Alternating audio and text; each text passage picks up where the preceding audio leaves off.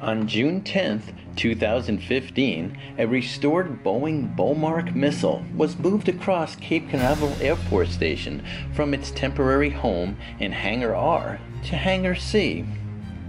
The Bomarc was successfully tested during the era of winged missiles on Cape Canaveral and was a pivotal asset to the United States as it developed a strategic response to the Soviet Union nuclear threat during the Cold War. The supersonic Bomarc missiles were the world's first long-range anti-aircraft missiles and the first missiles that Boeing mass-produced.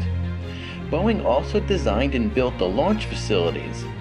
This ambitious program established Boeing as a leader in large-scale weapon systems integration. By 1949, the Soviet Union's long-range nuclear bombers could now reach the United States, and this prompted the U.S. Air Force to authorize Boeing to proceed with research into a new supersonic anti-aircraft missile, which would be pilotless and designed to intercept enemy bombers.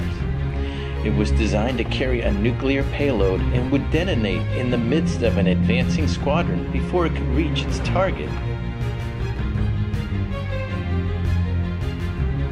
2 months after the go-ahead for the project, the Michigan Aeronautical Research Center, or MARC, was added to the research project, and therefore labeled Bomarc, combining the names of Boeing and MARC.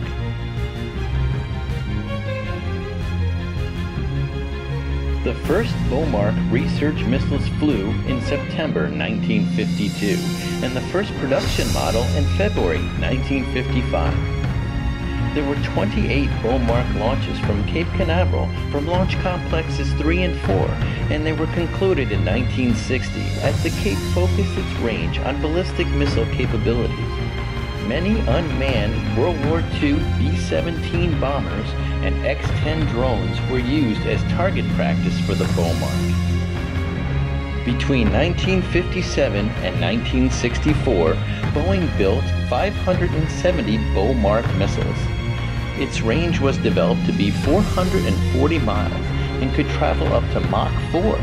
It was effective from sea level to 100,000 feet. Bomarc was a successful program that met all of its original objectives. However, as the nuclear threat changed from primarily bombers to ballistic missiles, Congress declared that a continental U.S. air defense missile system was no longer necessary.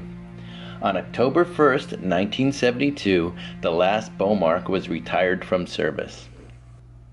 Now housed in Hangar C, its beautiful aerodynamic design is a sharp contrast to its destructive capabilities when it was used as a defensive weapon. The Bomarc is a fine example of a Cold War deterrent used by the United States to maintain peace.